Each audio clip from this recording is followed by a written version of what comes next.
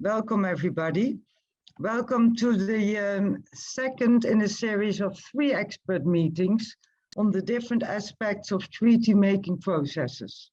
Welcome to everybody, and welcome specifically to the distinguished experts. First, a few housekeeping points. One is just to be aware that the session is being recorded, and 2, that the chat function is open. If anyone has technical difficulties, please let our team know in the chat. And if you have any questions, please add them to the chat. And at the end, we might be able to answer a few. I will give a short introduction for our new guests and participants to explain why the Mukwege Foundation is organizing this series of expert meetings. Following Dr. Mukwege's call for action and the need for a robust international response to draw a line against the use of sexual violence in conflict, including as a method of warfare, we feel, and we try to, through the Red Line Initiative, establish a clear framework for strong and timely action. It's with this in mind, we have organized, with the financial support of the UK Government Office, a series of expert meetings. Last Thursday, we held the first session with Dr. Professor Charles Jallow and Akila Radhakrishnan, who shared with us in a very informative and thought-provoking discussion an overview of the United Nations Treaty Development Process. In the session later this afternoon, experts will share with us important lessons learned from recent and ongoing campaigns to establish new international treaties. In this session, the expert presents will share with us an overview of the existing treaty frameworks, including their enforcement mechanisms. Let me briefly introduce our distinguished guests. First, Kristen Broeker. Kristen is Deputy Director of the Jacob Blaustein Institute for Advancement of Human Rights, based in New York. And the Jacob Blaustein Institute focuses its action on strengthening the effectiveness of UN human rights and genocide prevention mechanisms. Kristen has kindly accepted to moderate the discussion. Welcome, Kristen. Next, Lauren. Lauren Aarons is head of the gender team at the International Secretariat of Amnesty International. She has previously held a number of other roles within the organization, including as a legal advisor and a researcher advisor on gender. Lauren, also very much welcome. The third expert is Dr. Priya Pillai. She's an international lawyer with 2 decades of expertise in the areas of international justice, international human rights, transitional justice, peace and conflict, and humanitarian issues. Priya has worked in national and international institutions, including at the ICTY, the International Criminal Tribunal for the former Yugoslavia, and she's worked on various humanitarian issues globally, while at the IFRC, the International Federation of the Red Cross and Red Crescent Societies, from the headquarters in Geneva. Very much welcome, Dr. Priya. And last but not least, Arsalan Suleman. Arsalan Suleman is counsel in Foley Hoag's international litigation and arbitration practice in Washington, D.C.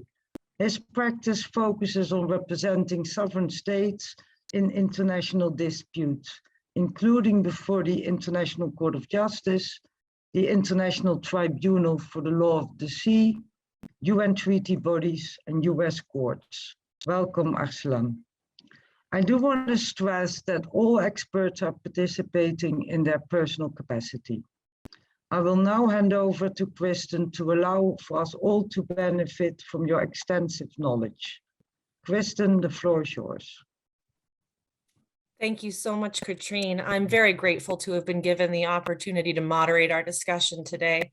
I'd like to move as quickly as possible to our three experts joining us today because the wealth of diverse experiences that they have working across different international legal frameworks that prohibit conflict-related sexual violence in different circumstances and which have diverse compliance and enforcement mechanisms is so rich.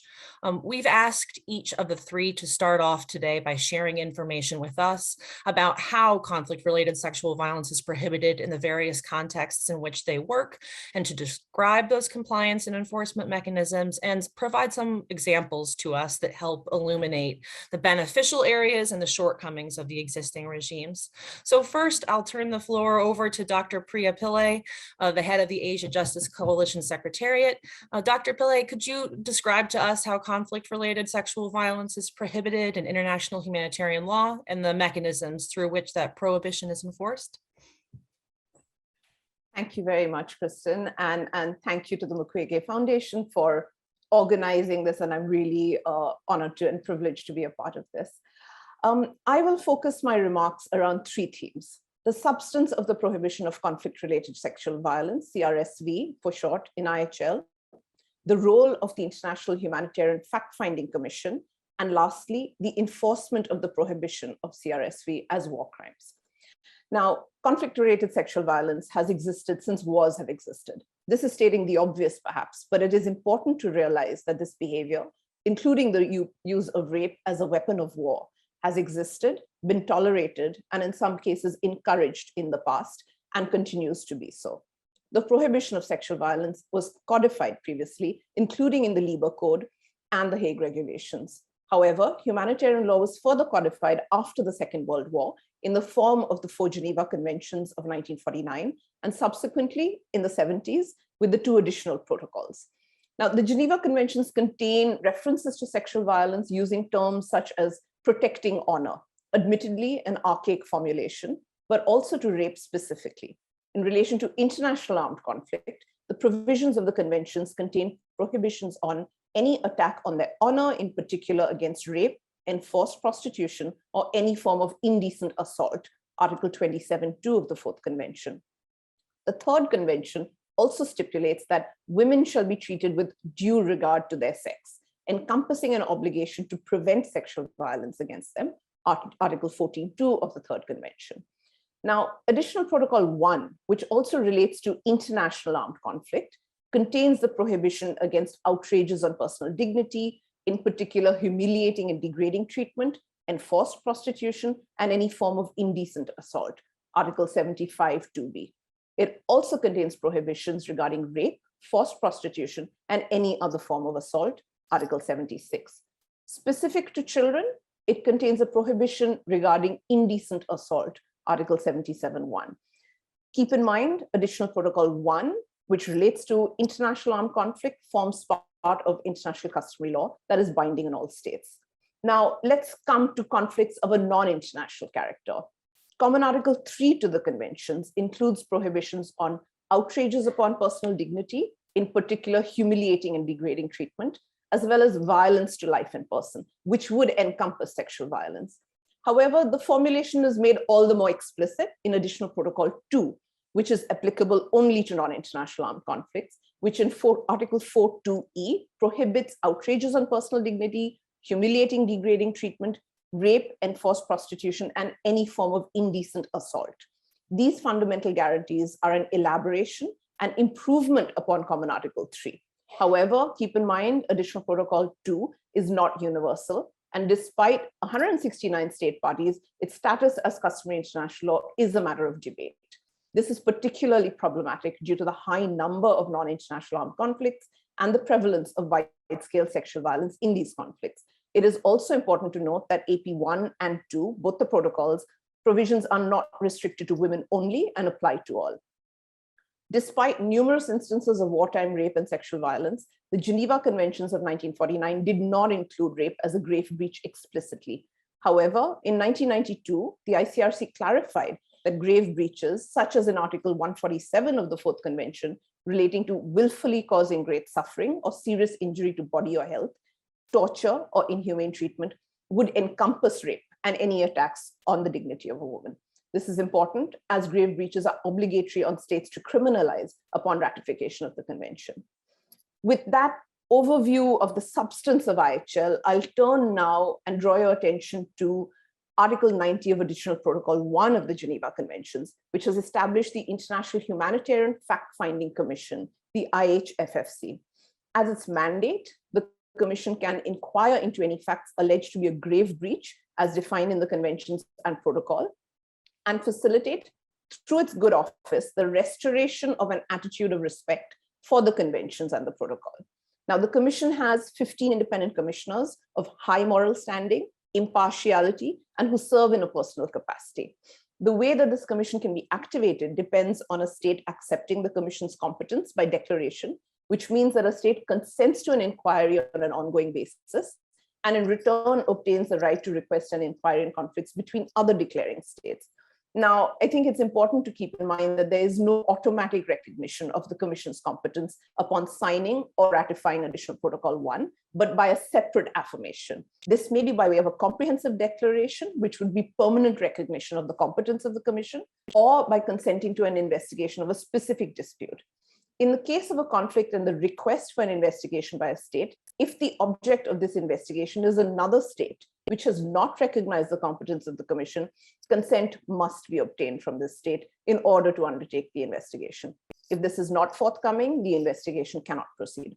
It is also important to note that a previous recognition of competence for a specific dispute cannot be used in another instance. The Commission can be used for inquiring into international conflict as well as non-international armed conflict. This interpretation draws from Article 90 relating to grave breaches, as well as 92D, which stipulates that in other situations, an inquiry may be constituted based on the consent of parties. It also may not report its findings publicly unless all parties to the conflict agree per Article 9050C. Now, the Commission has been woefully underutilized. The only time it has been used is 2019 at the behest of the OSCE related to the death of a service member in Eastern Ukraine on 23rd April 2017. The independent forensic investigation team was set up by the Commission to investigate the death of a paramedic who was part of the OSCE special monitoring mission to Ukraine. The mandate was to establish facts of the incident by conducting a forensic investigation and a technical assessment against the background of international humanitarian law. The mandate was explicit. It was not to establish criminal responsibility or accountability for the incident. The team did find IHL was violated due to indiscriminate laying of mines, but the SMM was not targeted specifically. This was an unusual investigation in another respect. It was initiated by an international organization and not a state. Its ability to do so is as a result of it being a concerned party to the conflict, as indicated in the 2015 report of the Commission. The Commission has recently proposed its services to Armenia and Azerbaijan, as well as to Ethiopia regarding the conflict in Tigray, without success. It is not a mystery as to why this mechanism has not been used: a lack of political will, compounded with the reliance on state consent, without which no investigation can proceed. Having given you this overview also of one enforcement mechanism, I would like to look specifically at the enforcement of IHL in specific cases involving conflict-related sexual violence. Enforcement mechanisms for cases of CRSV as IHL violations are predominantly courts, domestic courts, as well as international tribunals. Neither forum has been particularly effective in prosecuting CRSV as a violation of IHL or a war crime. Nevertheless, there are developments in the past 2 decades that we need to acknowledge and build upon. Keep in mind, I am not including prosecutions of crimes against humanity here, but I'm focused specifically on IHL violations and at international tribunals only. Cases of CRSV as violations of IHL have been prosecuted on the basis of inclusion of specified crimes, such as in the statutes of the ad hoc tribunals, the ICTR, the ICTY. In the Forensia case, for instance, at the ICTY, the trial chamber in 1998 made a positive finding of aiding and abetting outrages upon personal dignity, including rape, as a violation of the laws and customs of war, with a sentence of 8 years imprisonment. At the Kunarach trial in 2001, known as the rape camp case, the chamber convicted for rape and torture as a violation of the laws or customs of war. In the Rome Statute, the prohibition of rape is included as a war crime per Article 8. There have been a few cases dealing with CRSV with varying degrees of success. I will highlight just a few to indicate some of the problems with prosecuting this as a violation of IHL. In the Katanga case, CRSV charged as war crimes did not result in a conviction. Specifically, Katanga was exonerated of charges under Article 8 and acquitted of all responsibility for mass rapes that occurred in attacks on Bogoro village in Ituri. As Kelly Askin notes, there's a great reluctance to hold individuals accountable for sex crimes unless they are the physical perpetrators, they were present when the crimes were committed, or they can be linked to evidence encouraging the crimes. This is also a missed opportunity given the increased focus on reparations issued by the ICC. In Yekatom versus and Negai Sona, there was an attempt to introduce new evidence. In this case, Negai Sona was charged with rape as a war crime linked to rape of one victim. However, the prosecution subsequently sought to amend charges with additional instances of rape and with new evidence in regard to Yekatom. However, both these attempts were rejected by the pretrial chamber due to, among other reasons, apprehension of significant delays and the impact on the rights of the accused. However, even prior to these attempts to amend the charges, there are other aspects that point to problems in the enforcement. For instance, that in the charges, acts of rape and murder form part of the persecution charges, which did not take into consideration the gendered basis of the killings. Yet another landmark is that of Bemba, related to the Central African Republic, who was convicted of rape as a war crime. On appeal, however, he was acquitted of all charges in June 2018, including rape. This case highlighted evidentiary issues in the successful prosecution of CRSV, including as a war crime. In an appeals decision, it was clarified the conviction had to be linked to acts specified to the charges. And more recently, in the case of Bosco Takanda, he was convicted of 18 counts in 2019, including war crimes of rape and sexual slavery and crimes against humanity committed in Ituri. 1 year ago, pretty much to the day today, the appeals chamber confirmed the conviction and his sentence. Furthermore, in keeping with the importance of reparations, the trial chamber ordered reparations in the amount of 30 million USD through the Trust Fund for Victims, with particular emphasis on the victims of sexual violence. Overall, there's a slow development in the law and few prosecutions with CRSV as the focus. There has been less focus on sensitization in cases before the ICC. There are obstacles at different stages, and in some cases, charges relating to CRSV have not been confirmed, with dismissal of these charges at pre-trial and trial stages. In other cases, there are evidentially concerns at trial. And in yet others, convictions have been overturned on appeal.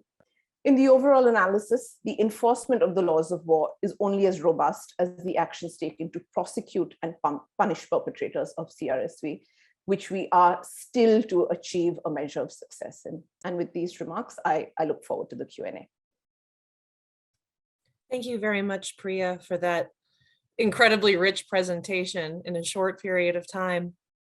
We'll now hear from Lauren Ahrens, head of the gender team at Amnesty International, about the Human Rights Treaty framework and the enforcement and compliance mechanisms in that sphere. Lauren, over to you. Thanks so much, Kristen, and thanks so much to the Mukwege Foundation for having me today.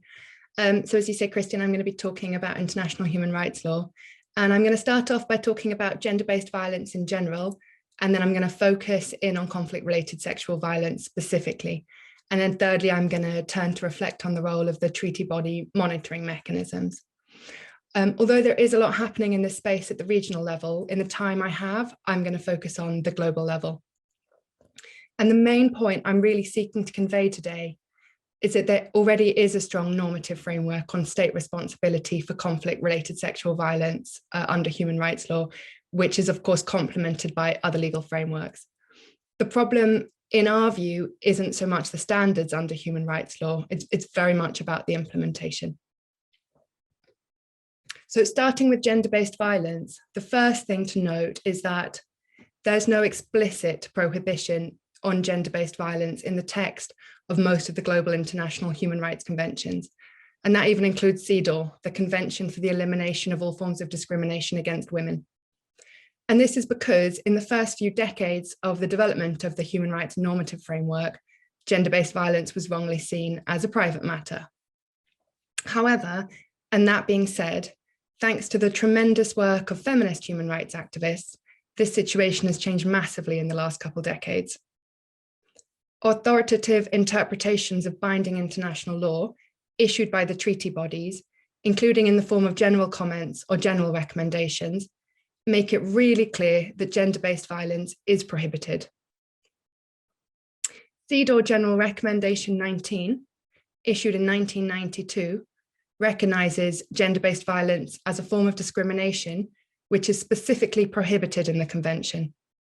And the General Recommendation recognises a prohibition on gender-based violence by state officials, and it also notes that states may be responsible for private acts if they fail to act with due diligence to prevent, investigate, and punish acts of violence or provide compensation. And then other treaty bodies, such as the Human Rights Committee and the Committee Against Torture, have followed suit, and also, for example, recognise gender-based violence as a form of torture or other forms of cruel, inhuman, degrading treatment when carried out by state agents, or again, where the state fails to act with due diligence. So beyond the prohibition, states have a number of actions to prevent gender-based violence. Among many, many different obligations they have in this regard is one requiring them to set up appropriate measures to address the underlying causes of gender-based violence. And they're also required to train their law enforcement and their security personnel to recognise and address gender-based violence. And then states also have a number of obligations in terms of remedies. So states are required to criminalise gender-based violence in their domestic legislation, and also to ensure adequate access to justice and reparations to survivors and affected communities. So the CEDAW committee has, for example, set out a whole number of recommendations on how sexual violence should be defined and characterised in criminal law, and also what's required to ensure that criminal justice processes are gender sensitive, including ensuring access to information and legal assistance. So that's gender-based violence more generally. If I turn now to conflict-related sexual violence specifically, the first thing I want to note is that the whole normative framework addressing gender-based violence that I've been setting out remains applicable in armed conflict context almost in its entirety. And that's because at the same time that there's been evolving recognition within international human rights law that gender-based violence is prohibited, there's also been wide recognition that human rights law also applies in times of armed conflict. So everything I've just set out about the human rights law framework related to gender-based violence continues to apply in conflict and applies to conflict-related sexual violence specifically. But in addition to all of that, there's also been a development of human rights law standards specifically addressing conflict-related sexual violence, particularly in CEDAW's General Recommendation number 30, which is focused on women's rights in conflict prevention, conflict and conflict resolution. And many of, if not all of the key aspects proposed for inclusion in the global treaty are mentioned or addressed in one way in this general recommendation. So in terms of prohibition, for example, it includes a specific recognition that rape is used as a weapon of war. In terms of prevention, it calls on states to include gender-related indicators in early warning systems to prevent conflict. It also calls on states to establish early warning mechanisms to prevent the escalation of gender-based violence. And it calls on states to collect data on gender-based violence in conflict, specifically sexual violence, in a manner of different ways. And then in terms of pathways to redress, the general recommendation sets out a number of recommendations for transitional justice mechanisms to better address gendered violations and abuses in conflict, including conflict-related sexual violence. So one of the things it sets out, for example, is that reparations should be transformative, and that is that they should go beyond merely returning the survivor to the situation the survivor was in before the violation, but should also redress underlying inequalities. The general recommendation includes a whole range of other obligations and requirements. For example, clearly setting out women's rights to sexual and reproductive health in conflict contexts, including emergency contraception and safe abortion, and many other things. But I will stop there and turn to look at the treaty body monitoring mechanisms. But the point here is that we see the standards are really there. The problem is the implementation. And then the treaty bodies are tasked within one of the core human rights law treaties or with an optional protocol with assisting state parties implement these treaty obligations. So in addition to developing general comments or general recommendations, such as the ones I've been talking about, the treaty bodies also carry out a number of other monitoring functions. And these might, among other things, include country reviews, individual complaints, and confidential investigations into grave or systematic violations of the treaty. So in Amnesty, we've engaged with the treaty bodies in a number of different ways around conflict-related sexual violence. And we've mostly seen treaty bodies raising issues of conflict-related sexual violence in country reviews, particularly when it comes to long-standing conflicts or concerns. And we've seen that these recommendations have often been very well informed and strategic. However, the downside of the review procedure is that it follows a calendar and it's relatively inflexible to respond quickly. And while some treaty bodies have the possibility of requesting a special report when the committee has urgent and specific concerns, we also find that this procedure itself takes a really long time. And it's also a real challenge for countries with ongoing armed conflicts. So secondly, the confidential inquiry procedure.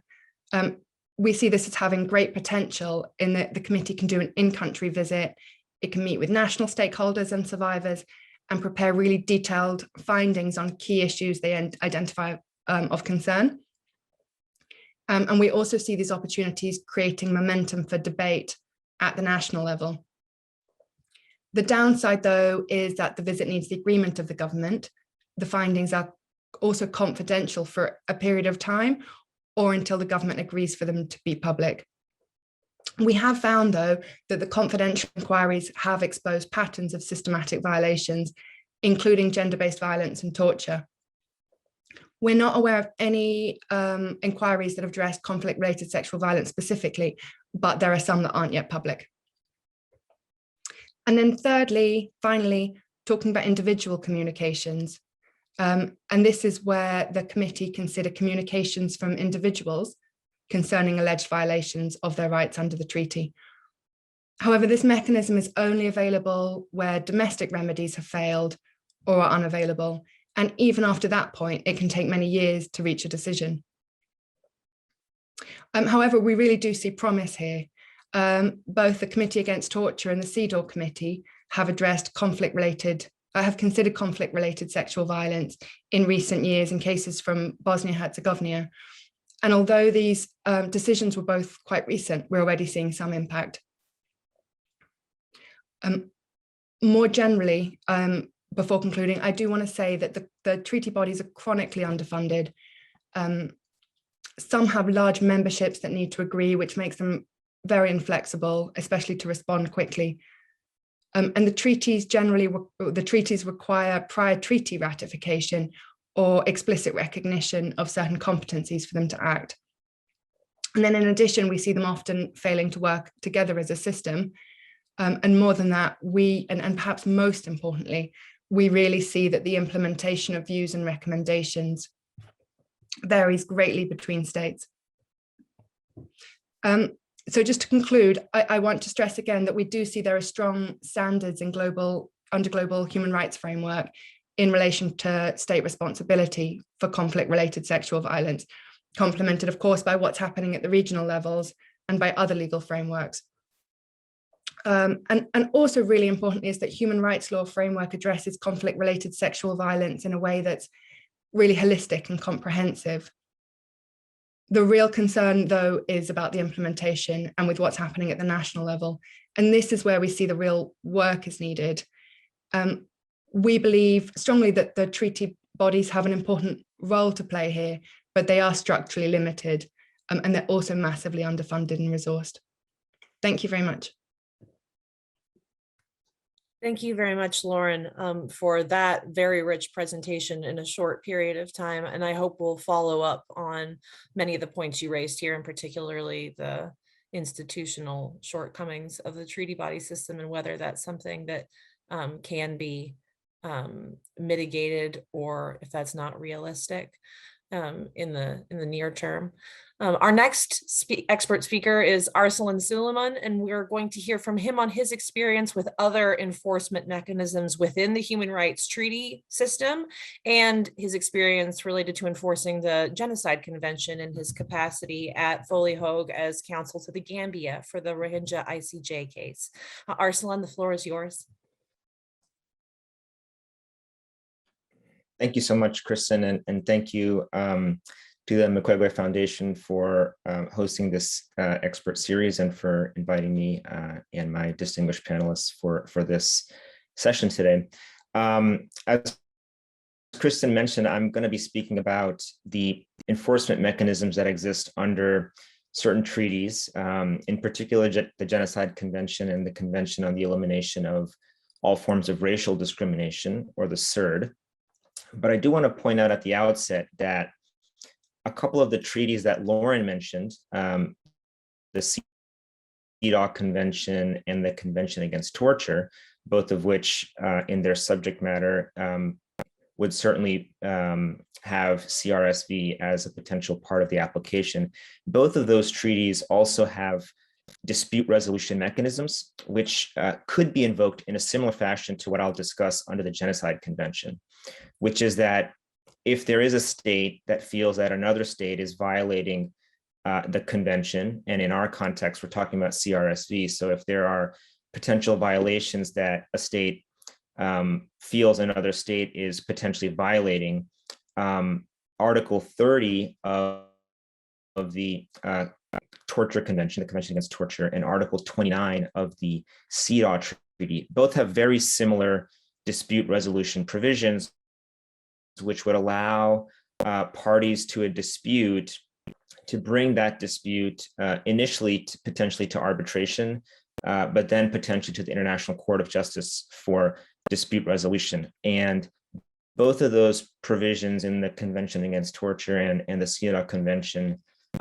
they're drafted in a way which would require both an attempt at initial negotiation and also an attempt to establish an arbitration to resolve the dispute. But the text of both of those provisions deals with disputes concerning the interpretation or application of the convention. So arguably, if a state did have a dispute with another state over its application or lack thereof of the prohibitions under the Convention Against Torture or the CEDAW Convention, in theory, a dispute could be brought initially for negotiation. If that fails, potentially an attempt to set up an arbitration, and if that fails, then potentially to the ICJ.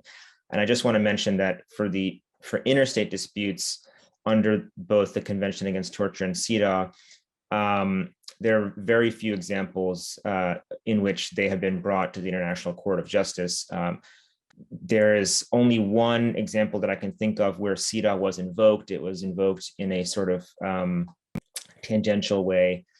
So it was not the kind of core element of the dispute. And in the Convention Against Torture, there has been a case, Belgium v. Senegal, that the court actually did have a substantive review, and that was looking at the enforcement of a arrest warrant dealing with charges of torture. So it didn't get into CRSV, but I just want to flag that in terms of the interstate dispute mechanisms that I'm going to be talking about, there is a potential to apply it for the CAT and the CEDAW treaties as well.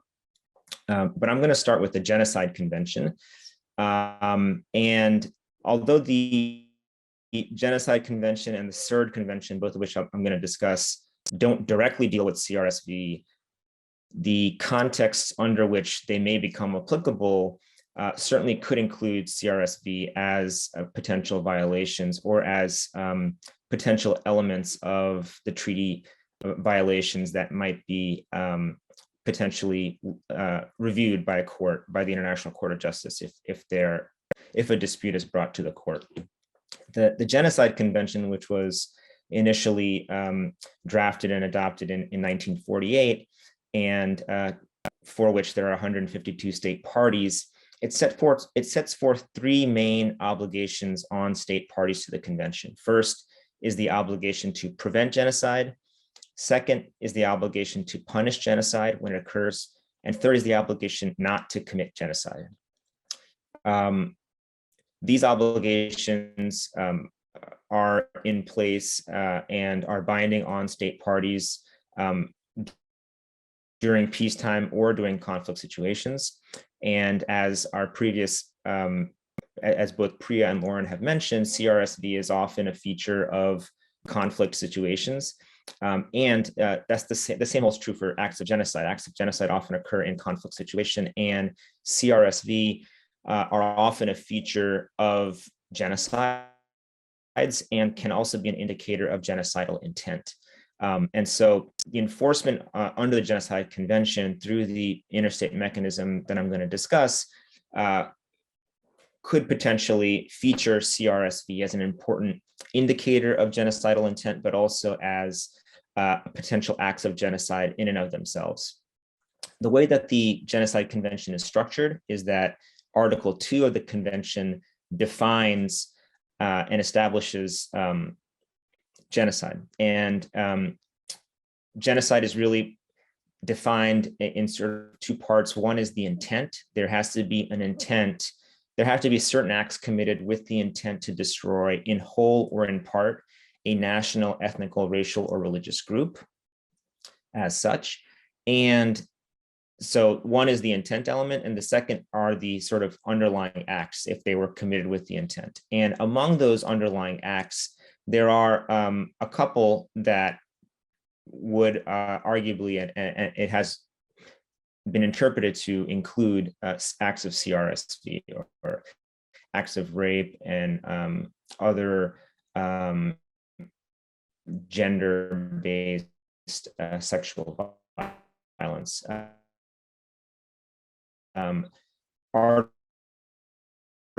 2B is include members of the group, and rape would certainly be.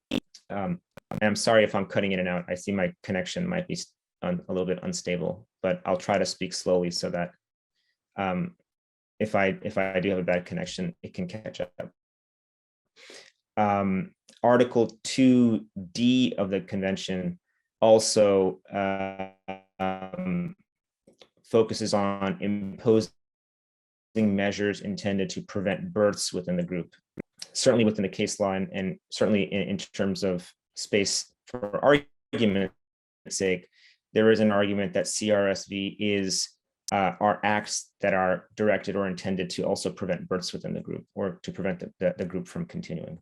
So CRSV can fall within Articles 2B and 2D of the convention. And because they fall within these enumerated acts of the convention, if they're committed with genocidal intent, they can constitute acts of genocide directly. The Genocide Convention has a dispute resolution provision in Article 9 of the convention. And that article provides that disputes between the contracting parties relating to the interpretation, application, or fulfillment of the convention, including those relating to the responsibility of a state for genocide or any other acts enumerated in Article 3, shall be submitted to the International Court of Justice at the request of any party to the dispute. So very clearly in that text, the International Court of Justice would have jurisdiction over disputes between states party to the convention regarding its interpretation, application, or fulfillment. And in this case, the fulfillment, I think, is a key part because that relates to the actual fulfillment of the obligations under the convention. And the ICJ in its case law has held that the obligations of the Genocide Convention are obligations erga omnes partes. That means that each party owes these obligations and the fulfillment of these obligations to all of the other states parties to the treaty. And in its jurisprudence, most recently in the Gambia versus Myanmar case, the court has held that any state party to the Genocide Convention, and not only a specially affected state, may invoke the responsibility of another state party with a view to ascertaining the alleged failure to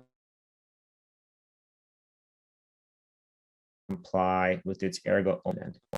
So that's sort of the setup as to how the Genocide Convention and its dispute resolution mechanism could become a platform or could be used as a platform for states, and including any acts of CRSV,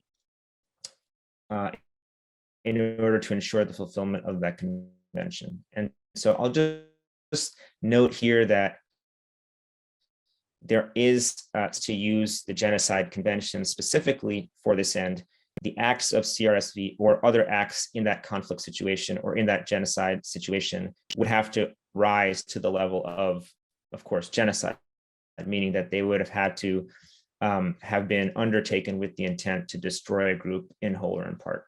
I'll move on to the CERD Convention now. The CERD Convention addresses discrimination on the basis of race, color, descent, or national or ethnic origin. And although, again, this treaty is not directed at CRSV, there are certain provisions that could be invoked to address CRSV that may take on the character of discrimination that falls within the scope of the convention. Among the obligations listed in the CERD Convention, security of person and to protection by the state against violence or bodily harm, whether inflicted by government officials or by any group or institution. And that Article 5B definition would certainly include CRSV and other gender-based and sexual violence. I mentioned dispute resolutions both on the Genocide Convention as well as under the Convention Against Torture and CEDAW. The CERD Convention also includes in Article 22 a similar dispute resolution provision. I won't go into detail about that, but I just want to flag that there is this dispute resolution provision, which includes a negotiation element.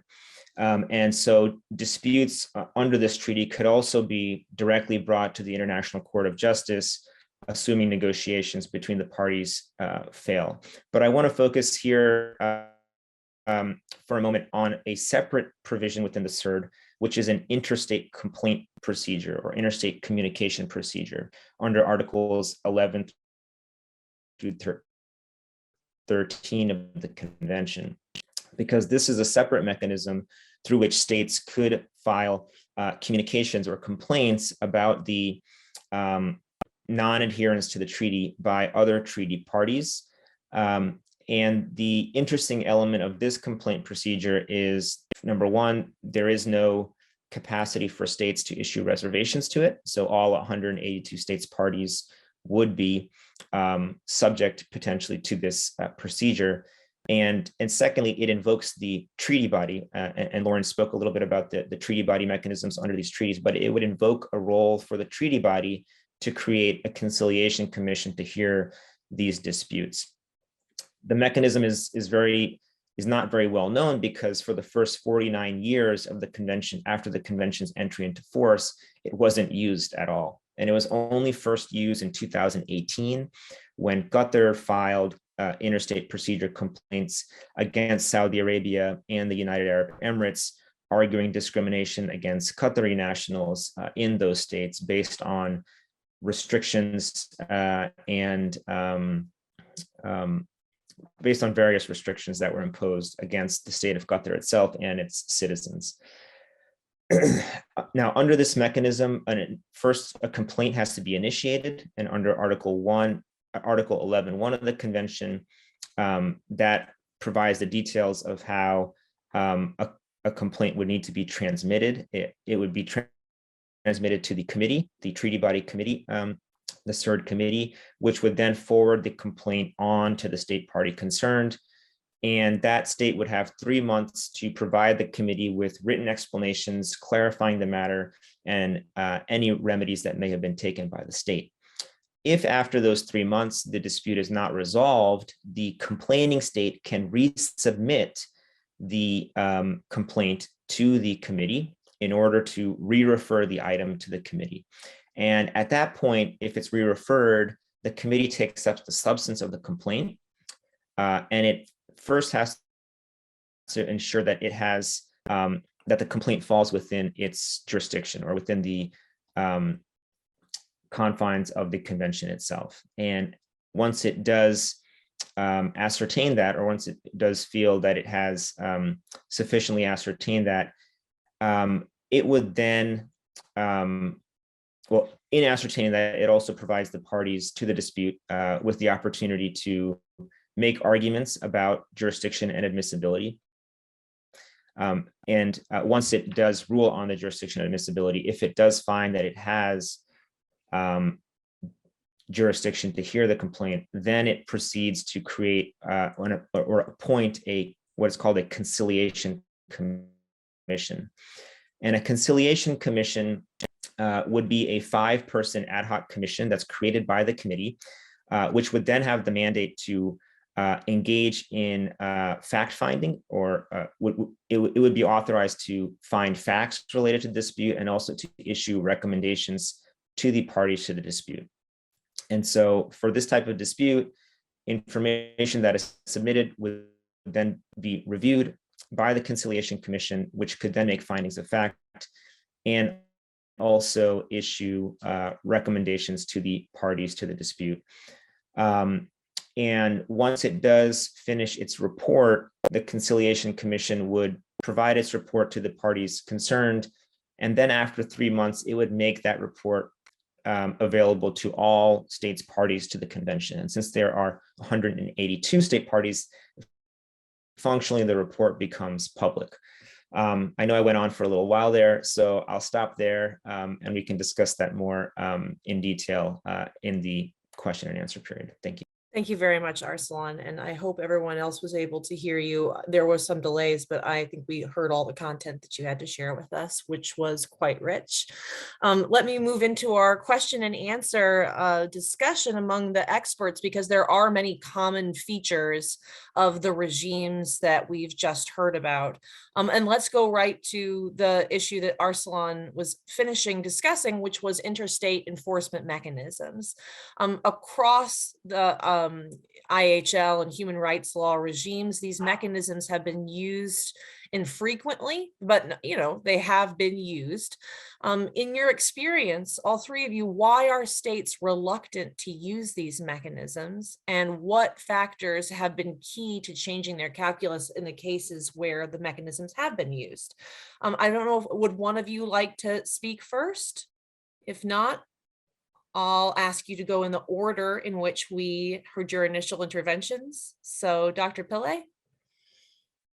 Thank you, Kristen. I think especially hearing Arsalan and Lauren, I mean, there are a lot of points of similarity and there are a lot of issues, I think, to sort of pull apart. So I'll just try to focus on 2 or 3 points that have struck me. I think one is, and keeping to IHL specifically, violations of IHL, there's generally been low enforcement at the domestic and the international level. As I mentioned, the fact-finding commission has been used once since inception.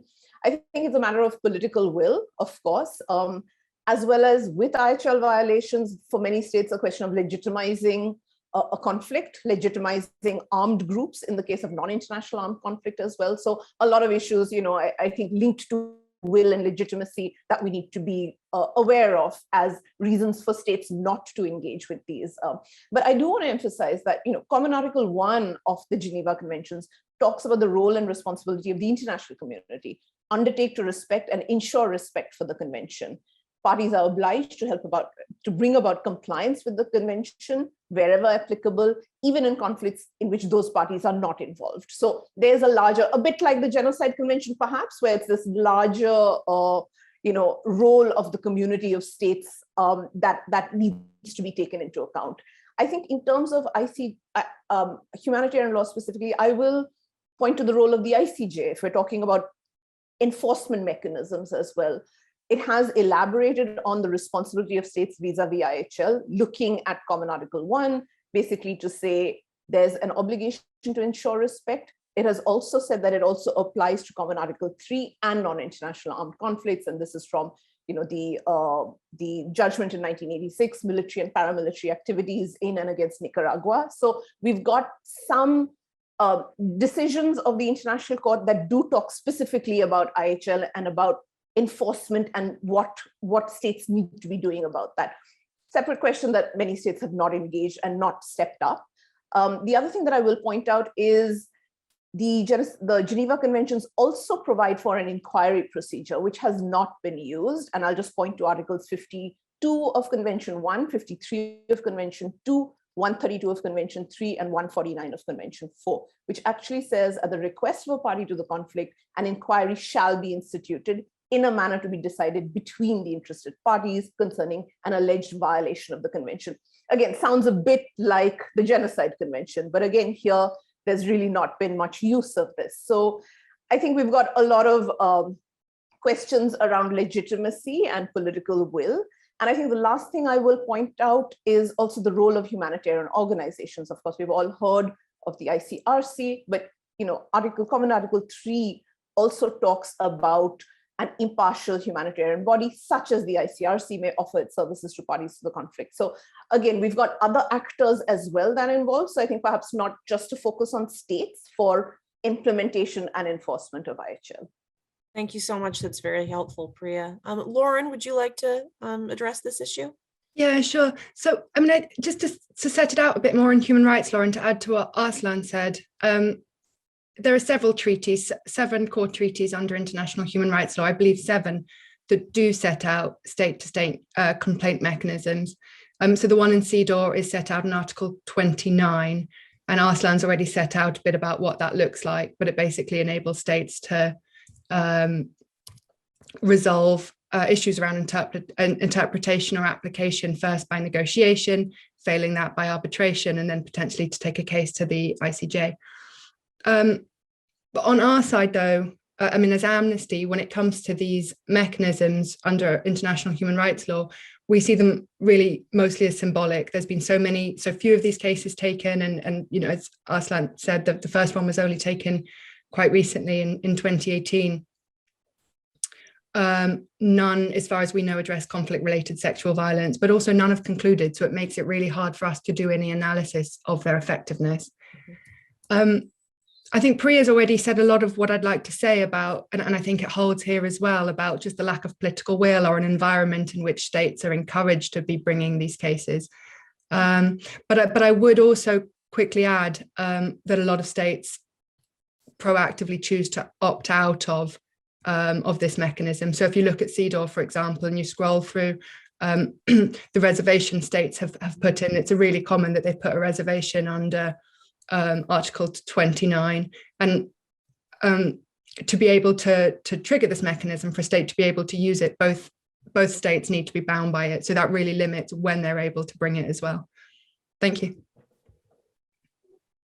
Thank you, Lauren. Arsalan, could you share more about the interstate mechanisms from your perspective? And I know you've got a different, from your other professional experiences and perspective on the role of when interstate mechanisms are appealing to governments and when they are not. Yeah, no, thank you, Kristen. I think just to echo, what Priya and Lauren said, I think it depends on which states you're thinking about. If you're thinking about actors like the United States or other states that might have many potential tools at their disposal, there's probably there's a certain calculation in terms of what policy responses are going to be most effective and most useful in a situation. So at a sort of basic level, you could have an element that deals with using diplomatic negotiations to try to address a situation, or raising awareness through state channels, whether it's through statements made by government officials or direct diplomatic engagement with parties that are engaging in CRSV. I think another sort of default tool is in terms of sort of negative externalities or sort of tools that can impose a negative cost. You have sanctions, which are often sort of a tool of resort of states that have that at their disposal. On the positive side, you could say that there's the ability of states to provide foreign aid or assistance. If they want to address this from a long-term perspective, they might want to use training on CRSV or other mechanisms in terms of state-to-state interaction with armed forces and other security sector actors. And so that could be sort of a mechanism that states look at. I mean, I think for a state like the United States, for example, the legal mechanism as an enforcement tool is way at the bottom of the list, if at all. And I think considerations there include the effectiveness or the lack of sort of a track record in these mechanisms in terms of their use and effectiveness. But B, there's also, frankly, a concern about reciprocal treatment or reciprocal cases that could be filed or brought against the United States in this example for violations that it may arguably have undertaken, of its obligations under the CERD Convention. We can give that as an example, right? But it may be applicable to other treaties as well. And so there's a concern on certain parties if they don't have a reservation to the treaty and that mechanism is available to them, they also have the vulnerability of it being used against them potentially. And so these are all, I think, considerations that come into play.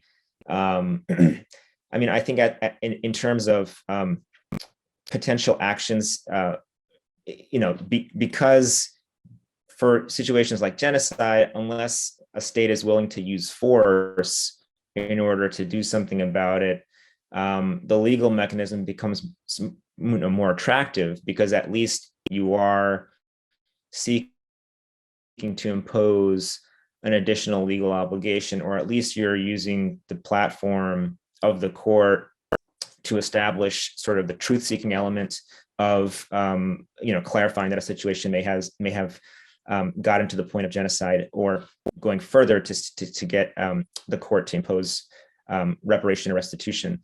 But I think those are some of the factors that have limited the use of it thus far.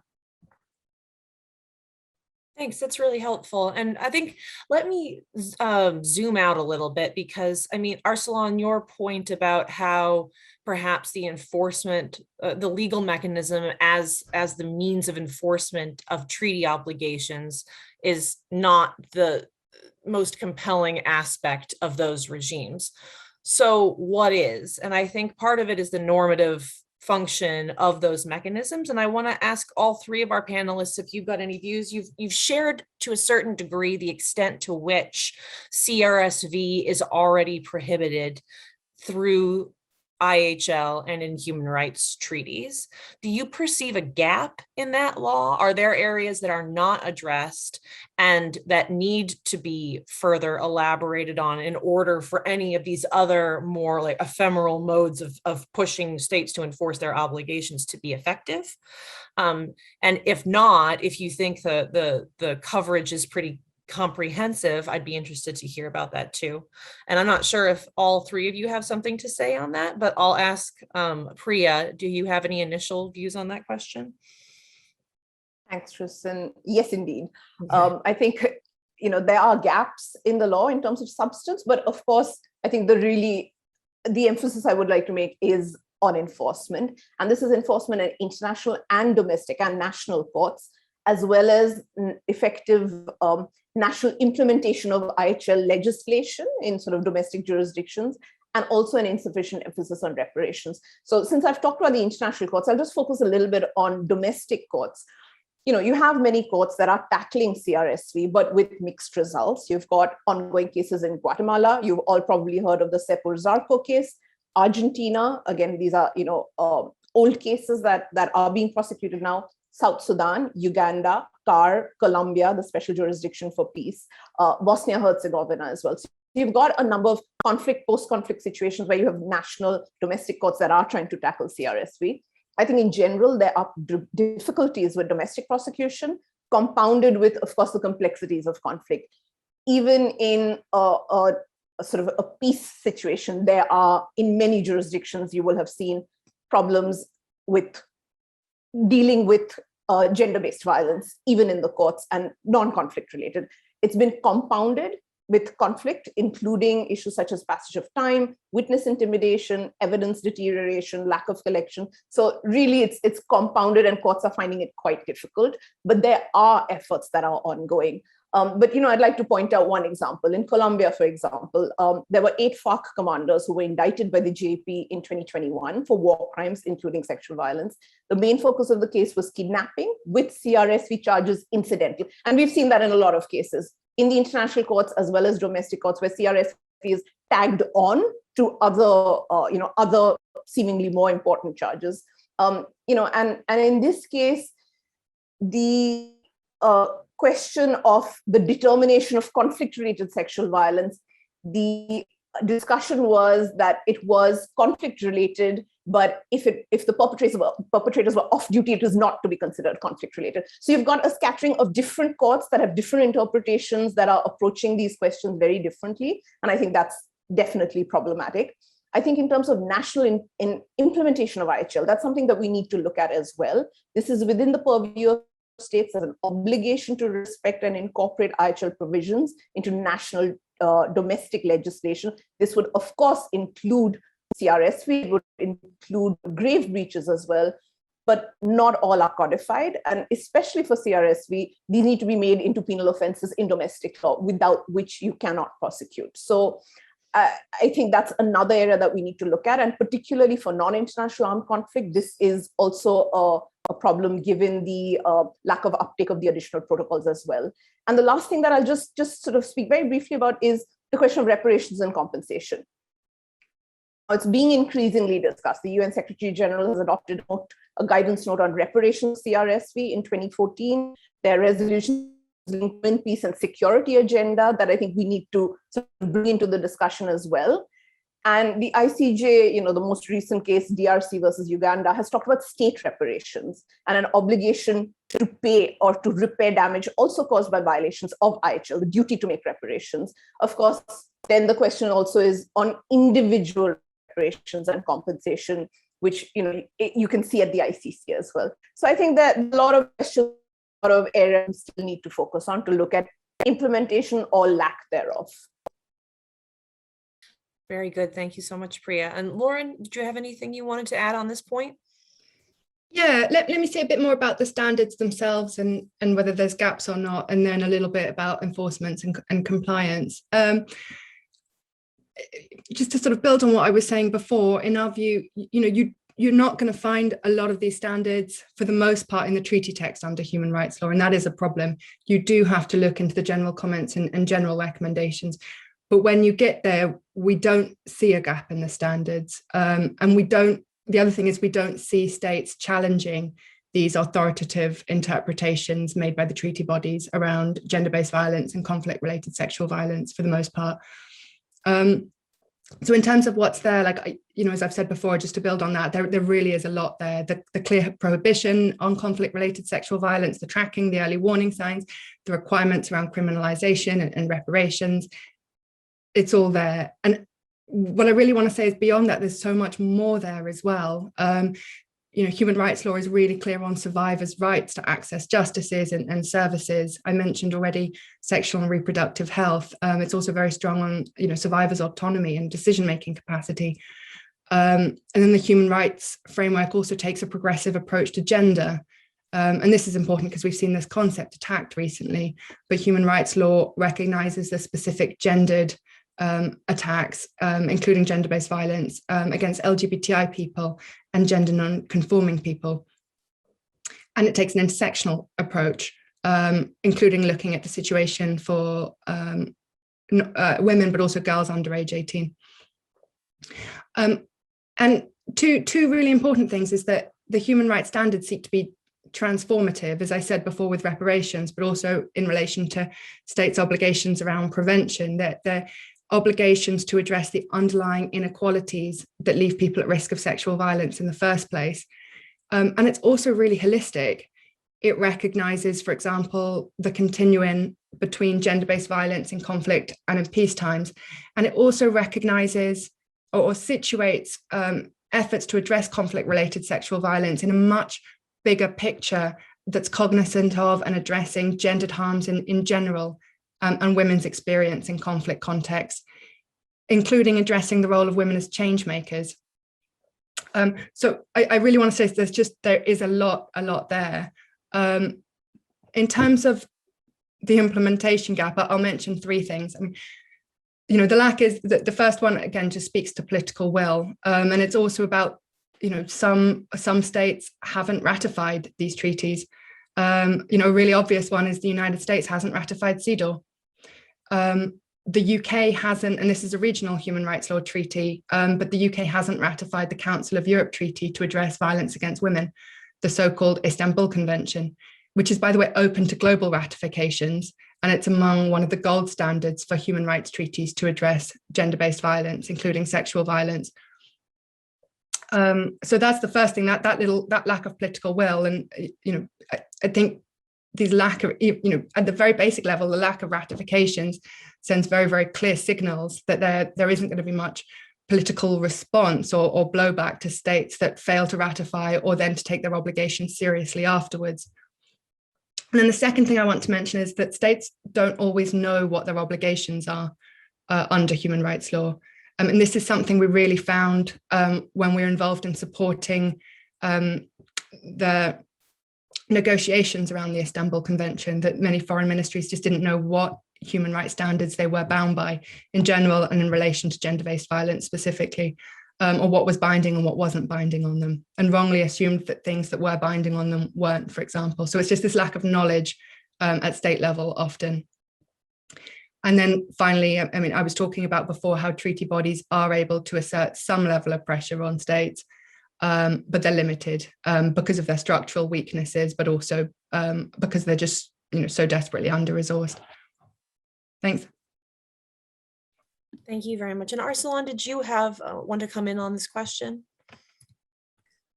I'll just add very briefly, Kristen, that it's like you said, from the big picture perspective, it's the human rights system generally relies heavily on the domestic legal systems of the states in order to enforce at a primary level many of the obligations. And when you're talking about sexual violence, that already is a very, very difficult issue for many legal systems to address. Many of the issues Priya was mentioning in terms of preservation of evidence and the will of victims to speak out and all these other factors. In the domestic context, you can magnify that when you're looking at something where you're trying to use an international mechanism to enforce these international obligations. So I just want to, from a big picture perspective, just mention that. Yes, and that point is well taken.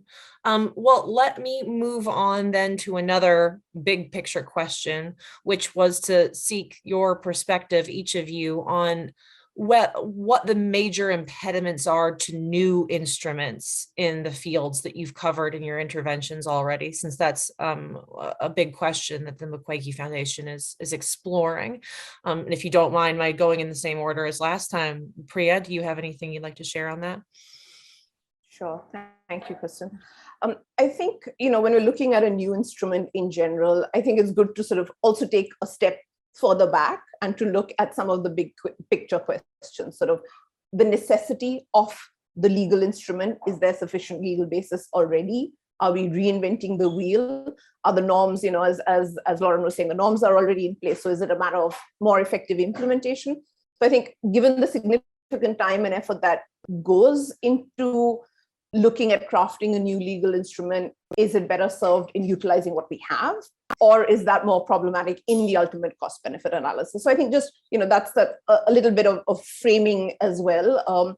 At the moment, in regard to IHL specifically, I think it's still a patchwork approach. It's still evolving. I mean, we have, as Marty Koskinen has talked about, the fragmentation of international. We've got these multiple sites of engagement. We've got different sort of bodies, including some of the treaty bodies, including different mechanisms, different actors really looking at the evolution of IHL and enforcing and implementing some of these norms. There are discrepancies in domestic law and enforcement, as well as in the international uptake at international tribunals with mixed success. So I think those are some of the obstacles we need to be mindful of. Yes, thanks very much. Lauren, Do you have any views on this? Yeah, thank you. I'll add to what Priya said, because I think it really is, or we do see it as a cost benefit analysis, really, or think that's a useful way to look at it, because I think there certainly is a value perhaps in taking standards that are in general comments and general recommendations and other sort of that are quite fragmented across human rights law and put them into one treaty that's hard-led to law. But the problem is it really does come with a number of massive risks. And so I'll speak about them briefly. Let me talk about two. I think the first one is really the risk of what message it sends out. That an initiative to develop a new global treaty, or the process of developing the treaty, or the slow process to get ratifications before it comes into force, and then the fact that some states likely wouldn't have signed it, all of that, I think, sends a message out that the standards aren't already there when the standards are there. And I think that there's just a real risk there. And then even as you sort of go along the process, if states haven't ratified it, being able to say, oh, we haven't ratified it, so we're not bound by these standards. So yeah, a massive risk in the short term as the initiative is being developed, and then the longer term as some states ratify and maybe others choose not to. But another really massive concern is what the outcome of a politically negotiated treaty would look like in this area, and a really strong concern that there'd be a massive regression in the standards, and that we wouldn't get the progressive standards that I've just been talking about that are set out in CEDAW and other treaties inside any global treaty that was politically negotiated. I would add this was a major concern for us and for many like-minded organisations, is the Istanbul Convention, that's the regional treaty on addressing violence against women that I mentioned before, when that was being negotiated. And at one point, Amnesty and other like-minded organisations thought they were going to have to disengage because there was a real concern that it wouldn't be possible to get a treaty that reflected standards, anywhere near as strong as they're set out in CEDAW. Luckily, it did come together, and now that's, as I said before, it's a gold standard. It's a very comprehensive and strong treaty. But it was a risk at the time, and I think that risk has massively increased over the 15 or so years in which that treaty was being negotiated. We're seeing so many of these different rights being questioned and challenged in political forums. So we've seen in the Security Council, for example, retrogression around language in the Women, Peace and Security resolutions around sexual and reproductive rights. We've also seen at the European level, a lot of states now refusing to ratify the Istanbul Convention, or in the case of Turkey, actually exiting the convention because of a concern, particularly around the language of gender, because it also includes LGBTI and gender non-conforming people. So that is a massive concern that, to be able to get a treaty through, it would have to be lowest common denominator, which would take us back 20 years or so. Thank you. Thank you for bringing up those points, Lauren. I mean, do you mind me asking one follow-up, which is, do you have a recollection or knowledge of what it was that helped turn the corner on the Istanbul Convention, even though it was 15 years ago and times have changed?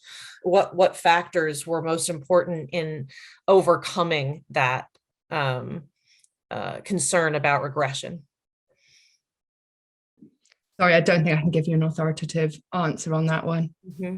Well, we'll follow up on that to figure out lessons learned in the more recent past. Arsalan, do you have any comments you'd like to add on this?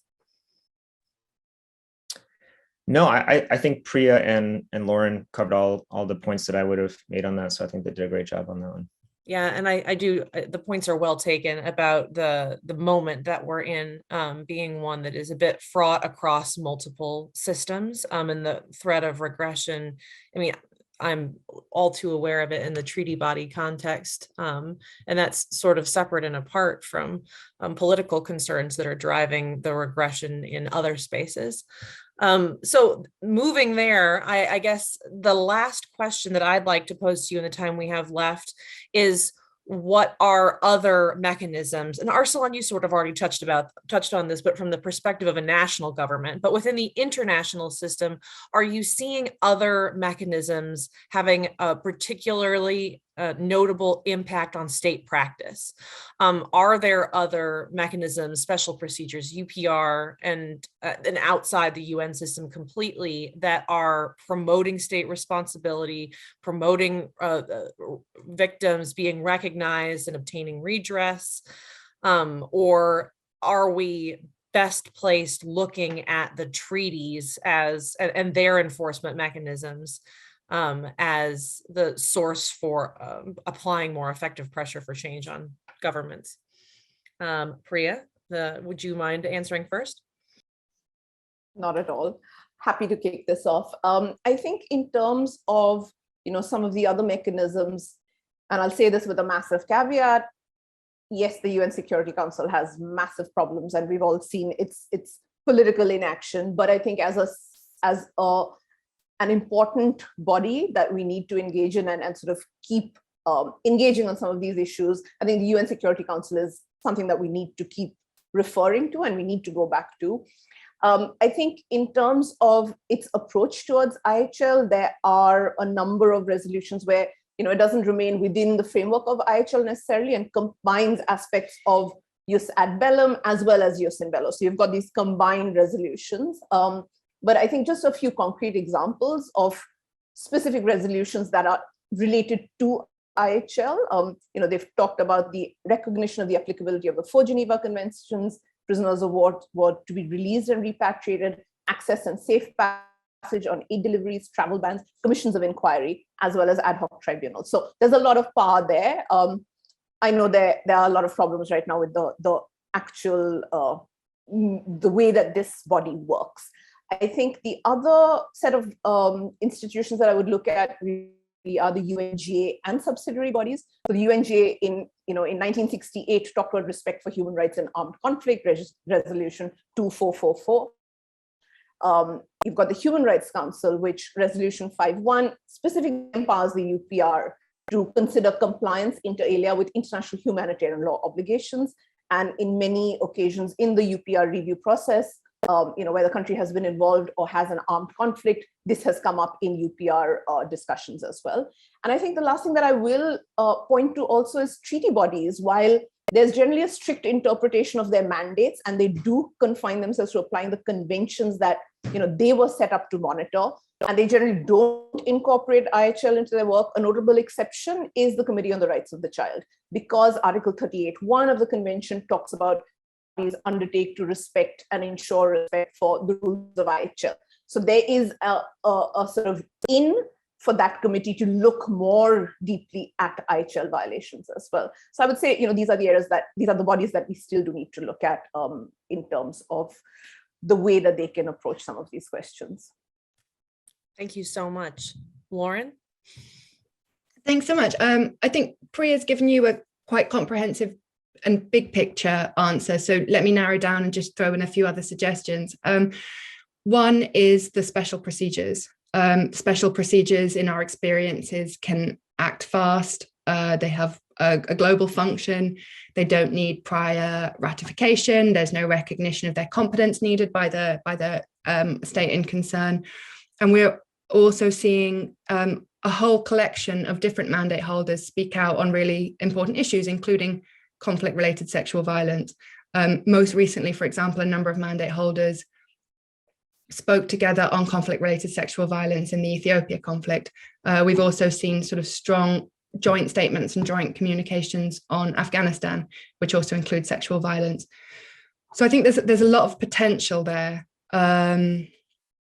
Again, there's some similar issues to the issues that I was talking about with the treaty bodies, including that issues of capacity and of resourcing, issues of whether a country or not allows the special procedure entry into that country to be able to carry out an investigation, and also the different special procedures for the most part have huge mandates, and conflict-related sexual violence is only a piece of that mandate.